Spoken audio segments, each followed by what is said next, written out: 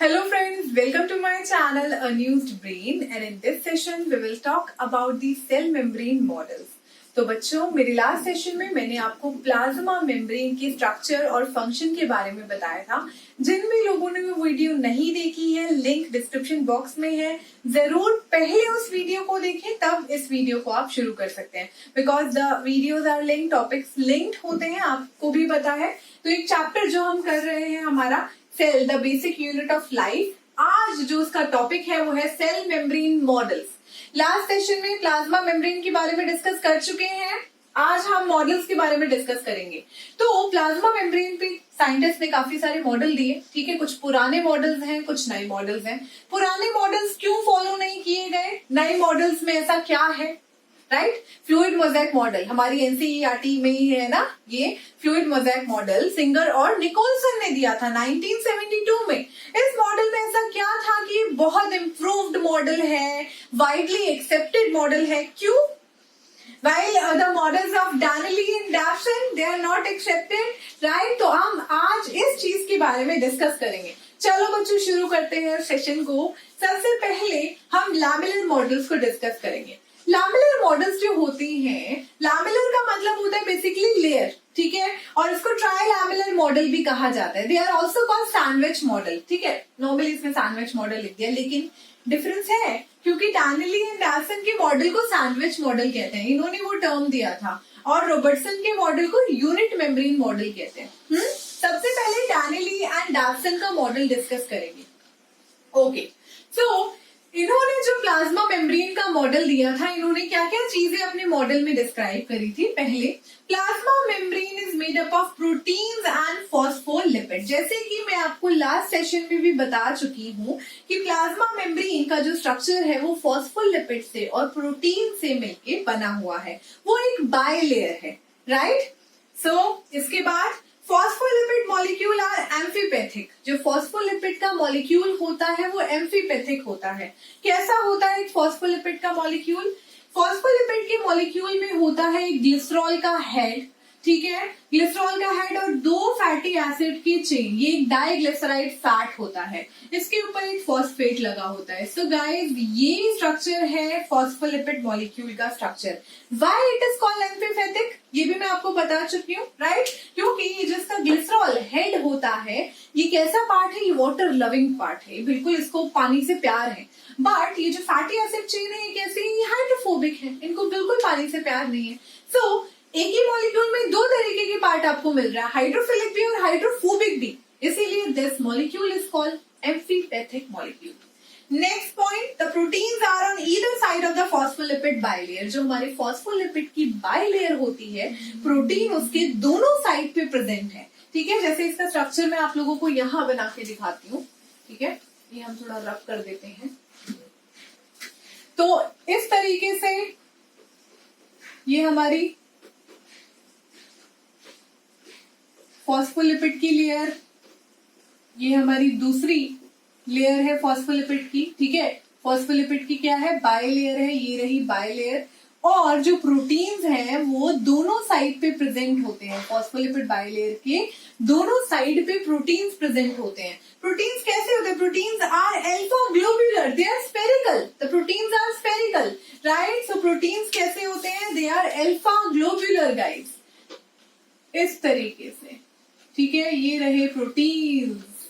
तो ये स्ट्रक्चर दिया था, ठीक है, और ये इंफॉर्मेशन दी थी डैनिली एंड डैसन ने कि फॉस्फोलिपिड जो है बाइलेयर में अरेंज रहते हैं और प्रोटीन ईदर साइड पे उनके प्रेजेंट होते हैं। That's why the model is called sandwich model. Sandwich खाया ना आप लोगों ने, तो पता होगा आपको, दो ब्रेड के पीसेस, बीच में स्टफिंग, इसी तरीके से मॉडल है ना। That's why the model, they said the model is like sandwich, this is a sandwich model, right. So Danielli and Davson ने सैंडविच मॉडल दिया था, एंड इन्होंने क्या एक्सप्लेन किया था, the proteins are alpha globular, right, the proteins are alpha globular. But in the case of Robertson model कुछ difference है, okay. चलो रॉबर्टसन का मॉडल पढ़ते हैं और फिर मैं आप लोगों को ये बताऊंगी कि क्यों इन मॉडल्स को अप्रूव नहीं किया या फिर इनको अच्छा नहीं माना गया, ये वाइडली एक्सेप्टेड नहीं है, क्यों। ओके, रॉबर्टसन का जो मॉडल था, यहाँ पे the plasma membrane is made up of protein and phospholipid. पहला पॉइंट बिल्कुल सेम, बेसिक इंफॉर्मेशन जो डानेली और डावसन ने ली थी। Next, the phospholipid molecule is amphipathic, ठीक है, सेम बिल्कुल। तो यहाँ पे भी फॉस्फोलिपिड मॉलिक्यूल एम्फीपैथिक होते हैं, इन्होंने भी ये बताया था। Next, proteins are on either side of the phospholipid bilayer. Arrangement दोनों की सेम थी, द अरेंजमेंट इज सेम, बिल्कुल। Next point, the proteins are alpha globular, but in the case of Robertson model, the proteins are beta fibrous. इन्होंने कहा था कि proteins जो होते हैं वो बीटा फाइबरस की फॉर्म में है, they are not spherical, fibres की थ्रेड की फॉर्म में होते हैं, ठीक है, लाइक दिस।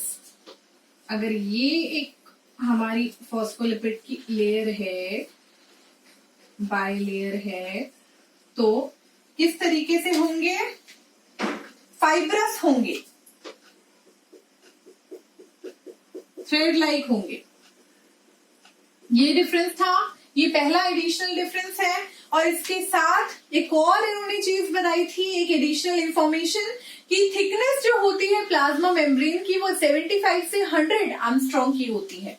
तो एक और चीज हम लिख देते हैं कि प्लाज्मा मेम्ब्रेन की जो थिकनेस होती है वो 75 से 100 एंगस्ट्रॉम की होती है, राइट। इन्होंने ये दोनों चीजें एक्स्ट्रा बताई थी, बाकी the model is very same. The membrane, यहाँ पे जो मॉडल है इसको यूनिट मेम्ब्रेन मॉडल कहते हैं, यहाँ पे जो मॉडल है इसको सैंडविच मॉडल कहते हैं, ये याद रखिएगा गाइस, ठीक है, क्योंकि यहाँ से बच्चों क्वेश्चंस आते हैं। ओके, चलो ये आपको पता चल गया कि बाइलेयर का स्ट्रक्चर है जी, प्रोटीन इधर साइड पे लगे हुए हैं ना। भाई इसमें गड़बड़ क्या है वो भी देख लेते हैं।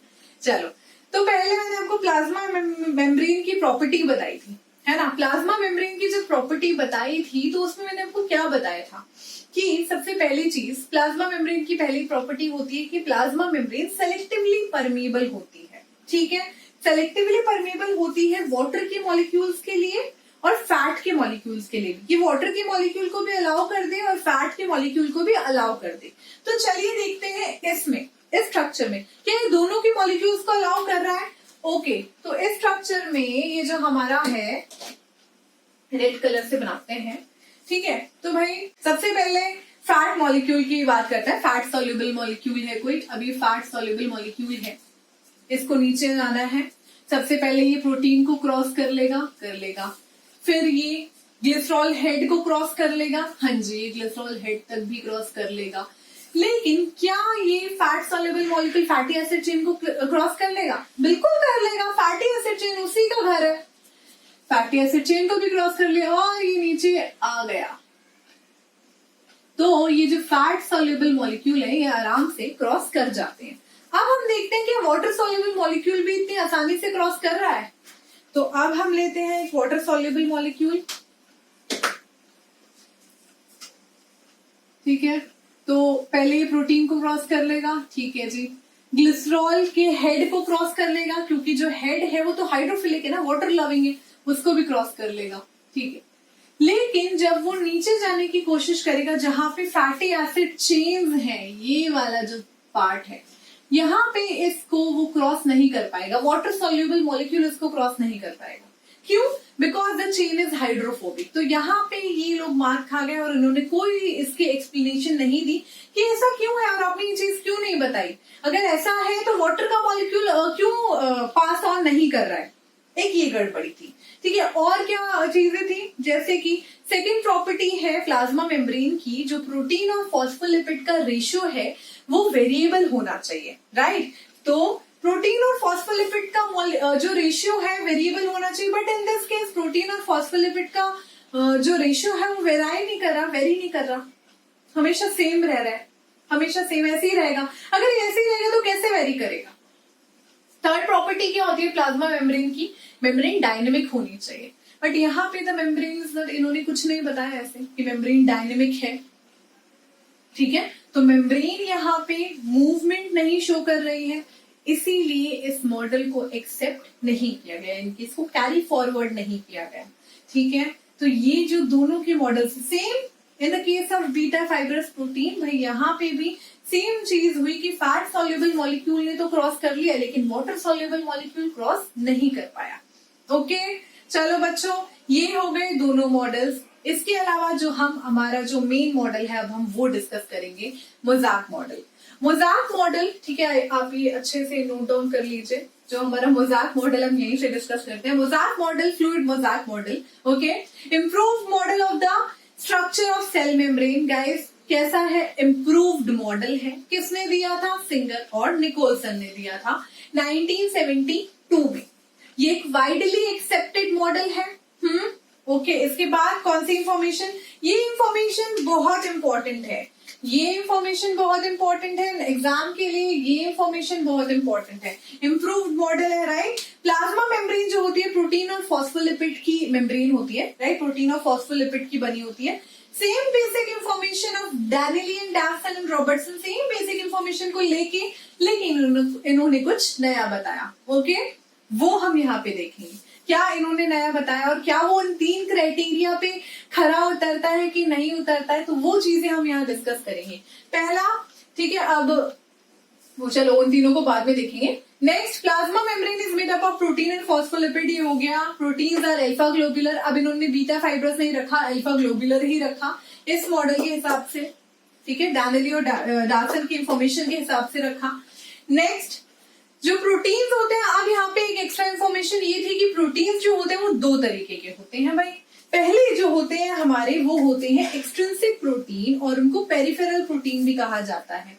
दूसरे जो होते हैं वो इंट्रिंसिक होते हैं, उनको इंटीग्रल प्रोटीन कहा जाता है। तो 2 तरीके के प्रोटीन आपको मेम्ब्रेन के अंदर मिलेंगे, एक्सट्रिंसिक प्रोटीन और इंट्रिंसिक प्रोटीन, ठीक है। तो अभी मैं इनको बना के भी दिखाऊंगी आपको। जो एक्सट्रिंसिक प्रोटीन होते हैं पेरिफेरल होते हैं, ठीक है, आउटर साइड पे आपको मिलेंगे, लाइक दिस, ये एक्सट्रिंसिक है। जो इंट्रिंसिक प्रोटीन होते हैं वो इंटीग्रल होते हैं, वो पार्शियली और कंप्लीटली बरिड होंगे, ठीक है। तो इनके बारे में लिख देते हैं। तो ये वाले जो होते हैं कहाँ प्रेजेंट होंगे? On phospholipid head, right. Phospholipid के हेड पे प्रेजेंट होंगे, आउटर साइड पे, राइट। इंट्रिंसिक प्रोटीन कहाँ प्रेजेंट होंगे? Between the membrane.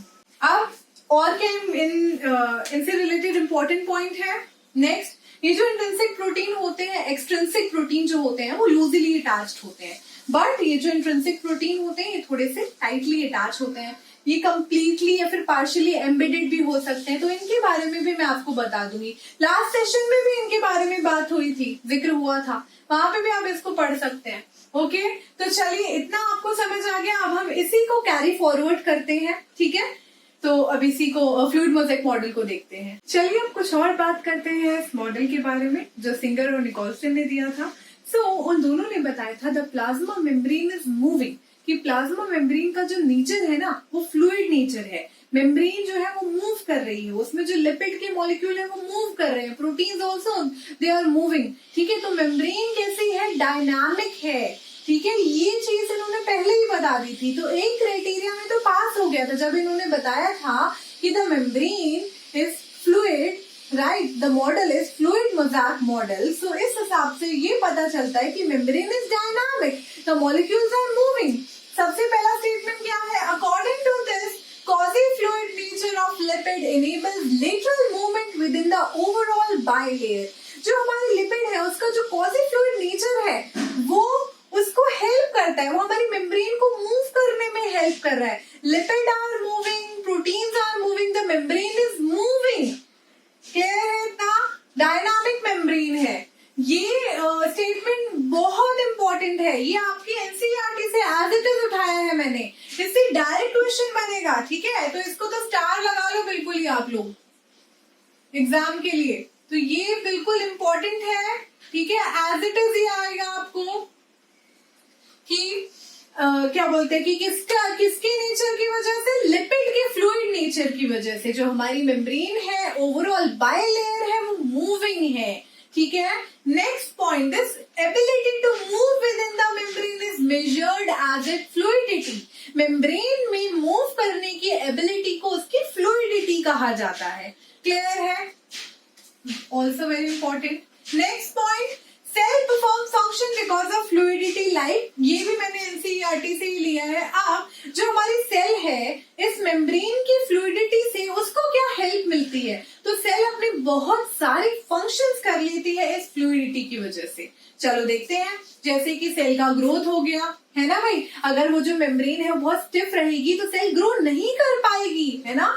सेल का ग्रोथ, सेल का सिक्रीशन हो गया। अब सेल कुछ भी सिक्रीट करती है तो जब वो एक्सोसाइटोसिस करती है तो उसको मेम्ब्रेन की छेड़छाड़ करनी पड़ती है, तभी एक्सोसाइटोसिस होगा, एंडोसाइटोसिस होगा। ओके, ये रहा। नेक्स्ट इज एंडोसाइटोसिस, किसी भी सब्सटेंस को सेल के अंदर लेना, ठीक है। दो पार्ट्स में डिवाइडेड होता है, फेगोसाइटोसिस या फिर पिनोसाइटोसिस। सेल ईटिंग या सेल ड्रिंकिंग, क्लियर है, उसमें हेल्प करता है।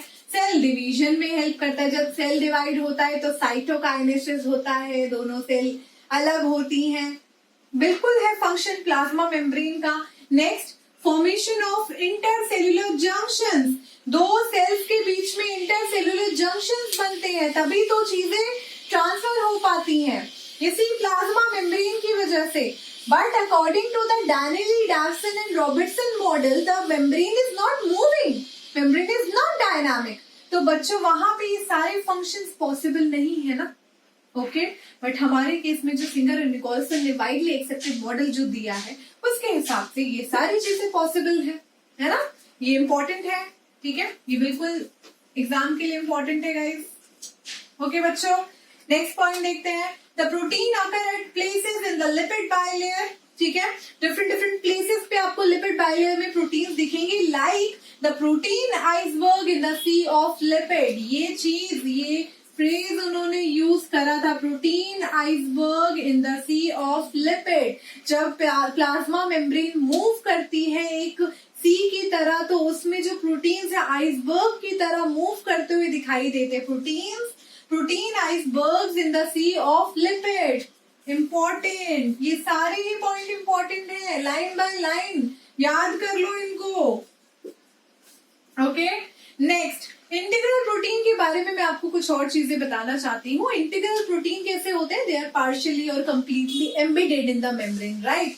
और ये जो इंटीग्रल प्रोटीन होते हैं बच्चों, it account for 70% of the total membrane protein. पूरे मेम्ब्रेन प्रोटीन का लगभग 70% इंटीग्रल प्रोटीन्स होते हैं। इसके बाद they can not be extracted without disturbing the membrane. अगर मेम्ब्रेन को हमने डिस्टर्ब जब तक नहीं करेंगे इनको एक्सट्रैक्ट नहीं किया जा सकता, because they are tightly bound in the membrane, tightly उसके अंदर वो बैठे रहते हैं, ठीक है, बैठे रहते हैं और मूव कर रहे होते हैं। तो हम उनको मेम्ब्रेन को डिस्टर्ब किए बिना उनको नहीं एक्सट्रैक्ट कर सकते। क्लियर है दिस पॉइंट? इसके बाद इसी से रिलेटेड एक और पॉइंट है ये वाला। कुछ इंटीग्रल प्रोटीन्स जो होते हैं उनको टनल प्रोटीन और ट्रांसमेम्ब्रेन प्रोटीन कहा जाता है, इनको चैनल प्रोटीन्स भी कहते हैं। जैसे कि अब ये वाला स्ट्रक्चर देखिए, हमारी बाइलेयर का स्ट्रक्चर, प्लाज्मा मेम्ब्रेन का structure, according to the fluid mosaic model. मैंने यहाँ पे सारी चीजें बताई हैं। ये तो हमारे कैसे प्रोटीन है, ये हमारे एक्सट्रिंसिक वाले प्रोटीन है, ठीक है। ये हमारे कौन से प्रोटीन है, ये हमारे इंट्रिंसिक वाले प्रोटीन है। इंट्रिंसिक प्रोटीन हो गए, एक्सट्रिंसिक प्रोटीन हो गए। ये हमारी बाइलेयर है, कुछ पार्शियली एम्बेडेड है, कुछ कंप्लीटली एम्बेडेड है इसके अंदर, ठीक है। ये वाली हमारी इतनी हमारी बाइलेयर हो गई है। ओके, तो यहाँ पे कुछ जो प्रोटीन्स होते हैं, कुछ इंटीग्रल प्रोटीन, उनको टनल प्रोटीन या फिर चैनल प्रोटीन कहा जाता है। क्यों? क्योंकि वो अलाउ करते हैं मॉलिक्यूल को अपने अंदर से जाने के लिए, वो उनको रास्ता देते हैं ताकि वो बाहर से अंदर की तरफ या अंदर से बाहर की तरफ मूव कर सके, ठीक है। पिक्चर आप लोग देख रहे होंगे, यहाँ पे आपको प्लाज्मा मेम्ब्रेन का वो एनसीईआरटी वाला डायग्राम आपको दिखाई दे रहा होगा। ये बहुत इंपॉर्टेंट है, इसकी लेबलिंग एज इट इज करके जाएगा। ओके, इसके अलावा ये वाला भी डायग्राम है, ठीक है, ये वाला, ठीक है। इसमें मैं आपको क्या बताना चाहती हूँ, चैनल प्रोटीन्स देख रहे हो आप, जिसमें से मॉलिक्यूल्स पास ऑन होके जाएंगे। ओके, ऐसे चैनल्स प्रोटीन होते हैं। और भी डिस्कस करते हैं इसके बारे में चीजें कि पेरिफेरल प्रोटीन का क्या रोल है, ओके, वो भी बताऊंगी। ओके बच्चों, तो इतना आपको आई होप क्लियर हो गया होगा कि भाई जो प्लाज्मा मेम्ब्रेन है वो डायनामिक है, मूविंग है, proteins are also moving, phospholipids are also moving, they all are moving, ठीक है, and they are changing their ratio, अपना रेशियो भी वो लोग चेंज कर रहे हैं, ठीक है। तो जैसे कि मैंने आपको अभी थोड़ी देर पहले बताया था कि 3 क्राइटेरिया पे खरा उतरना है। पहला, ठीक है, पहला क्या क्राइटेरिया है कि जो प्लाज्मा मेम्ब्रेन है हमारी, ठीक है, वो सेलेक्टिवली परमिएबल है, तो सबको अलाउ करेगी, वाटर को भी, सबको इन सेलेक्टिव मटेरियल को, तो वाटर सॉल्यूबल को अलाउ करेगी और फैट सॉल्यूबल को भी अलाउ करेगी, राइट। इस केस में देखते हैं, तो यहाँ पे क्या होता है कि सपोज कोई फैट सॉल्यूबल मॉलिक्यूल आ गया है, तो फैट सॉल्यूबल मॉलिक्यूल जो है अगर इसको जाना है तो आराम से ये चला जाएगा इधर साइड, ठीक है। लेकिन अगर कोई वाटर सॉल्यूबल मॉलिक्यूल आ गया, और इसके केस में क्या होगा, अगर कोई वाटर सॉल्यूबल मॉलिक्यूल आ गया है तो वो कैसे मूव करेगा। वाटर सॉल्यूबल मॉलिक्यूल जो है नॉर्मली मूव नहीं कर सकता, ये हम देख चुके हैं। वाटर सॉल्यूबल मॉलिक्यूल को दो तरीके के प्रोटीन, ठीक है, अब यहाँ पे दो तरीके के प्रोटीन है, एक्सट्रिंसिक प्रोटीन है और इंट्रिंसिक प्रोटीन है। एक इसके पास जरिया है कि चैनल प्रोटीन से होके नीचे की तरफ चला जाए, ठीक है, तो ये एक इसके पास जरिए, या फिर ये पेरिफेरल प्रोटीन की मदद से भी जा सकता है। तो ये होते हैं चैनल प्रोटीन, ये होते हैं टनल प्रोटीन। प्रोटीन ने इस मॉलिक्यूल को नीचे भेज दिया, ठीक है, यानी कि सेल के अंदर भेज दिया, सेल के बाहर भेज दिया, ये टनल प्रोटीन्स होते हैं बच्चों, ओके। ये H2O के मॉलिक्यूल को कैरी करने में ऐसे हेल्प कर रहे हैं, ऐसे एक्वापोरिन्स होते हैं, ओके, पढ़ा होगा इसके बारे में, मैं भी आप लोगों को बताऊंगी, काफी सारे ऐसे चैनल प्रोटीन्स होते हैं, ओके। ये हो गया। नाउ पहला आपका क्राइटेरिया बिल्कुल ठीक है, इसमें दोनों मॉलिक्यूल को पास ऑन कर रहा है, H2O वाले को भी, वाटर सॉल्यूबल को भी, लिपिड सॉल्यूबल को भी, फैट सॉल्यूबल को भी, ओके। सेकेंड, मेम्ब्रेन जो है उसमें फॉस्फोलिपिड और प्रोटीन का रेशियो वेरिएबल होना चाहिए। कैसे, चलो देखते हैं। अब यहाँ पे ये हमारी मेम्ब्रेन है, ठीक है, और हम कह रहे हैं प्रोटीन और फॉस्फोलिपिड का जो रेशियो है वो वेरिएबल होना चाहिए। चलो, कभी कभी क्या होता है कि कुछ मॉलिक्यूल को प्रोटीन यहाँ से पकड़ लेते, जैसे कि ऊपर कितने हैं फॉस्फोलिपिड 1 2 3 4 5 6 7 8, नीचे कितने हैं 1 2 3 4 5 6 7 8। प्रोटीन कितने ऊपर 4 6, नीचे कितने प्रोटीन है, नीचे थोड़े, ठीक है, एक थोड़ा कम कर देते हैं, नीचे भी उतने ही प्रोटीन है, ठीक है, 6 प्रोटीन। अब क्या है कि अगर ऊपर से कोई मॉलिक्यूल, कोई प्रोटीन जो है, ठीक है, किसी मॉलिक्यूल को कैरी करवा के ला रहा है, चलो देखते हैं। अब यहाँ पे ये मॉलिक्यूल है, इसको जाना है, इस प्रोटीन ने इसको लिया, देन ये इसको इस तरीके से मूव करते हुए लाएगा नीचे की तरफ, ठीक है, जाएगा और यहाँ पे आके इस मॉलिक्यूल को अंदर की तरफ छोड़ देगा। देख रहे हो आप, आया वो वहां से मूव करते हुए, अब यहाँ से इसकी, ठीक है, इसको गायब कर देते हैं। चल, ये मॉलिक्यूल को नीचे लेके आ गया यहाँ से। अब कुछ टाइम के लिए हम क्या देख रहे हैं कि यहाँ पे जो रेशियो है वो चेंज हो रहा है प्रोटीन फॉस्फोलिपिड का। ऊपर अभी कितने फॉस्फोलिपिड है, ऊपर अभी हमारे पास 8 फॉस्फोलिपिड है, और कितने प्रोटीन है, पेरिफेरल प्रोटीन की बात करें 5 पेरिफेरल प्रोटीन है। नीचे की तरफ हमारे पास फॉस्फोलिपिड होते हैं और प्रोटीन कितने हैं हमारे पास, ठीक है, 1 2 3 4 5 6 7 है हमारे पास नीचे। तो यहाँ पे हम क्या देख रहे हैं नीचे में, ठीक है, नीचे ज्यादा प्रोटीन्स हो गए, ऊपर कम प्रोटीन्स हो गए। अब ऊपर का जो फॉस्फोलिपिड प्रोटीन का रेशियो है वो मैच नहीं कर रहा नीचे के फॉस्फोलिपिड प्रोटीन के रेशियो से। गेटिंग माय पॉइंट, तो रेशियो वेरिएबल है। रेशियो वेरिएबल है, इससे हमें ये भी पता चल रहा है कि the molecules are moving, when the molecules are moving the membrane is also dynamic. Membrane dynamic है, प्रोटीन्स मूव कर रहे हैं, फॉस्फोलिपिड मूव कर रहे हैं, ओके। तो ये दोनों ही क्राइटेरिया पे बिल्कुल ही खरा उतरता है, ठीक है, बाकी के जो दो बचे। ओके, नाउ आगे बढ़ते हैं। The pore size, pore size जो होता है हमारी प्लाज्मा मेम्ब्रेन में वो होता है 7 से 10 एंगस्ट्रॉम का, ठीक है, एंगस्ट्रॉम का। थिकनेस है 75 to 100 एंगस्ट्रॉम। नेक्स्ट हम कुछ मूवमेंट्स की बात करते हैं, जैसे कि मैंने आपको प्रोटीन की मूवमेंट बताई है। प्रोटीन के अलावा the phospholipids are also moving, ठीक है, ये भी आप याद रखिएगा। जैसे कि इन्होंने क्या कहा, the lateral movement within the bilayer, the lateral movement within the bilayer. तो there are 2 type of movement plasma membrane के केस में। पहली जो मूवमेंट होती है वो होती है transition movement. Transition movement, transition movement होता है the movement of phospholipid molecule in the same layer. Same layer में जो फॉस्फोलिपिड मॉलिक्यूल मूव करता है उसको ट्रांजिशन मूवमेंट कहा जाता है, ठीक है, लाइक दिस, ठीक है, ये देखो 1 2 3 4, ठीक है। अगर ये वाला उठ के इधर आ गया तो, और ये वाला इसकी पोजीशन पे चला गया तो क्या होगा 4 2 3 1, ऐसे ही पोजीशन भी चेंज करते हैं, ठीक है। इन दोनों ने अपनी पोजीशन चेंज कर ली सेम लेयर में चेंज हो रहा है तो ट्रांजिशन मूवमेंट है। ऐसे ही 2 लेयर में चेंज होता है, ठीक है। जब 2 लेयर में पोजीशन चेंज हो रही है उसको फ्लिप फ्लॉप मूवमेंट कहते हैं। ओके, फ्लिप फ्लॉप करके दिखाती हूँ मैं आपको सेकंड, ठीक है। अब ये क्या है, यहाँ पे ABCD, यहाँ पे इस तरीके से। इसमें क्या होगा, जब ये सेकंड वाला जो है वो इससे B से अपनी पोजीशन चेंज कर लेगा, ठीक है। B यहाँ आ गया, सेकंड यहाँ आ गया, तो यहाँ पे इसने जो पोजीशन अपनी चेंज करी है B ने सेकंड वाले से, ये फ्लिप फ्लॉप है। तो बाई लेयर में एक मेम्ब्रेन से दूसरी मेम्ब्रेन में भी फॉस्फोलिपिड मूव करते हैं, फ्लिप फ्लॉप मूवमेंट हो गया। और इसके बाद ट्रांजिशन मूवमेंट, यानी कि सेम लेयर में भी मूवमेंट चलती रहती है। तो आप देख रहे हो कि कितनी सारी मूवमेंट मैंने आपको यहाँ पे बताई। प्रोटीन अलग ही वो प्रोटीन्स अपना मूव कर रहे हैं, अगर उनको कुछ इस साइड लेके आना है, ठीक है। Phospholipids are also moving with the same layer, within the same layer, और 2 डिफरेंट लेयर के बीच में भी, राइट। इस हिसाब से this membrane model is called fluid mosaic model, ठीक है। मेम्ब्रेन कैसी है, मेम्ब्रेन मूविंग है। फ्लूइड मोज़ेक मॉडल इसको कहा जाता है। मेम्ब्रेन में फ्लूइडिटी शो कर रही है because of the proteins and because of the nature of the phospholipid. Clear है, ये वाला मॉडल बहुत इंपॉर्टेंट है। सिंगर और निकोलसन ने दिया था 1972 में।